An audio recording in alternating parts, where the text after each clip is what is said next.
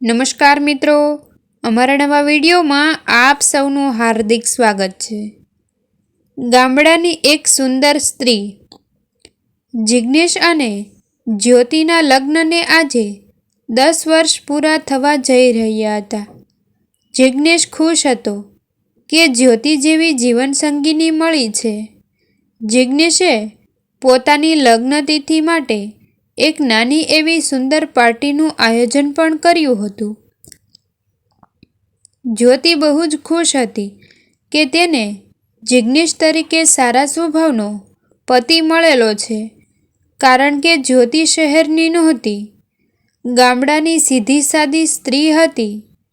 તેને અહીં શહેરના રીતરિવાજ તથા સોસાયટીની એટલી બધી ખબર પડતી ન હતી, તો તેને બ્યુટી પાર્લરમાં જઈને ખોટા લટકા કે થપેડા કરવા પણ પસંદ નહોતું। એટલે તે સામાન્ય જ રહેતી। દેખાવે તે સુંદર જ હતી, પણ વધારાના ઠઠાડા તેને પસંદ ન હતા। આજે પણ જિગ્નેશે તેને પાર્લરમાં જઈ અને તૈયાર થવાનું કહ્યું, પણ તેણે ચોખ્ખી ના પાડી દીધી। તે સુંદર મજાની પટોળાની સાડી પહેરીને પાર્ટીમાં આવી હતી। એક જિગ્નેશ નહીં, બાકી બધાની નજર એની તરફ જ હતી। પુરુષ હોય કે સ્ત્રી, દરેક જણ જ્યોતિને જ જોઈ રહ્યો હતો, કારણ કે તે ખૂબ જ સુંદર લાગતી હતી।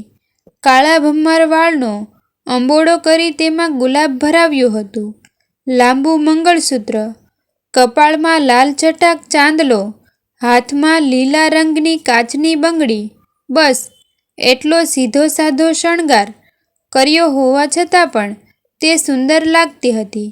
પણ જિગ્નેશે જ્યોતિ શું કામ આટલી પ્રિય હતી તેનું પણ એક જુદું જ કારણ હતું। ચાલો માંડીને વાત કરું। જિગ્નેશ અને જ્યોતિને લગ્નને 10 વર્ષ થવા આવ્યા હતા, છતાં પણ કોઈ સંતાન ન હતું। શરૂઆતનો તબક્કો હતો જ્યારે ઘરનાએ બહુ જ જિગ્નેશ પર દબાણ કર્યું કે તારે સંતાન તો હોવું જ જોઈએ, તું જ્યોતિને છૂટાછેડા આપી બીજા લગ્ન કરી લે। પણ જિગ્નેશે જ્યોતિને છૂટાછેડા આપ્યા નહીં। એ વાતે જ્યોતિ ખૂબ જ ખુશ થઈ કે તેને કેટલો સારો પતિ મળ્યો છે, પણ હકીકત કંઈક જુદી જ હતી। એટલે એવું ન હતું કે જિગ્નેશને જ્યોતિ પસંદ નહોતી, પણ વધુ પસંદ આવી એને માટે પણ એક કારણ હતું, જે આજ સુધી કદાચ જ્યોતિ પણ જાણતી નથી, એવું જિગ્નેશને લાગતું હતું।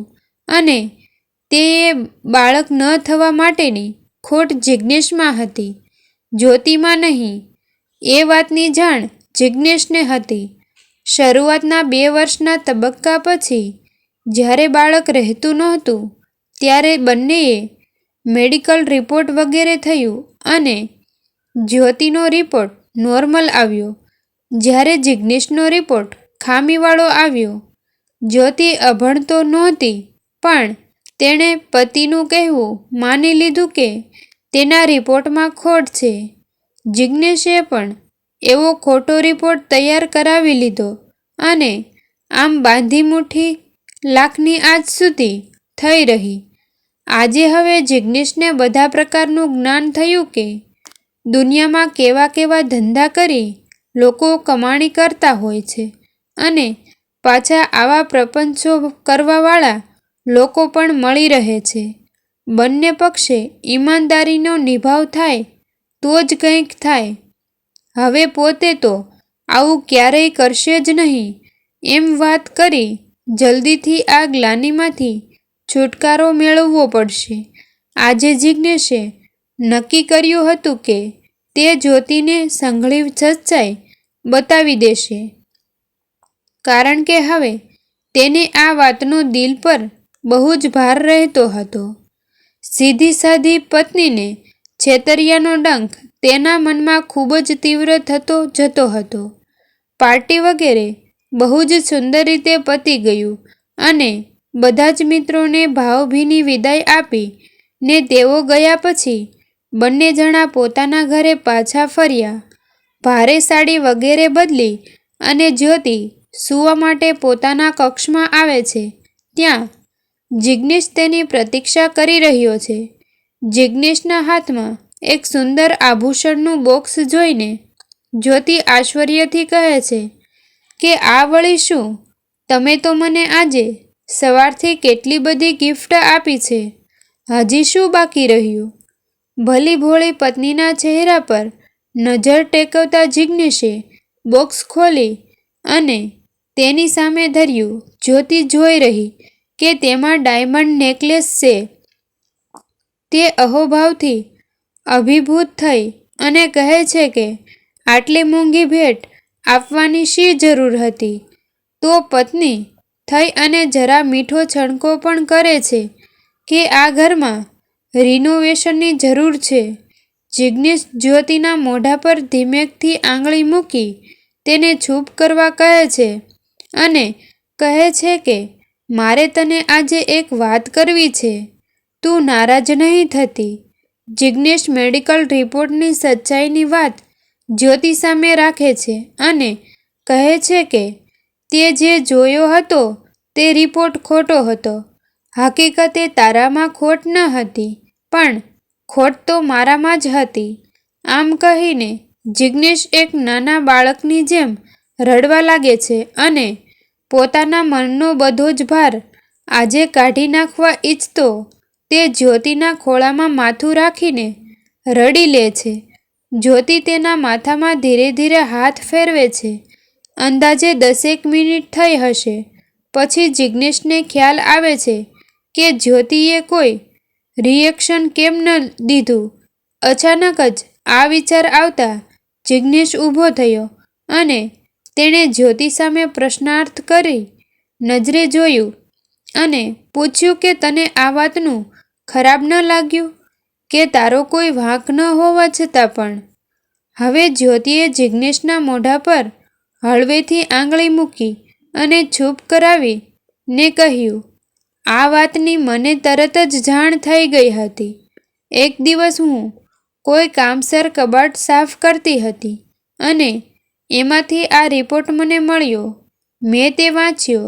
તમે કહો છો તેમ જ તે સમયે મને દુઃખ પણ થયું, તમારી પર ગુસ્સો પણ આવ્યો, પણ એનું કારણ એ ન હતું કે રિપોર્ટ સારો હોવા છતાં મને દંડ મળે છે, પરંતુ દુઃખ એ વાતનું હતું કે આપણું લગ્ન જીવન 2 વર્ષનું ત્યારે થઈ ગયું હોવા છતાં પણ તમે મને સમજી શક્યા નહીં અને તમારે આ વાત છુપાવવી પડી. એટલો તમારો ભરોસો મેળવવા માટે હું કાચી પડી. આ વાતનું દુઃખ થયું હતું, પણ પછી તમારી દ્રષ્ટિએ વિચાર કર્યો કે એક પુરુષ કઈ રીતે પોતાની પત્નીની નજરમાં નીચો થઈ અને જીવી શકે.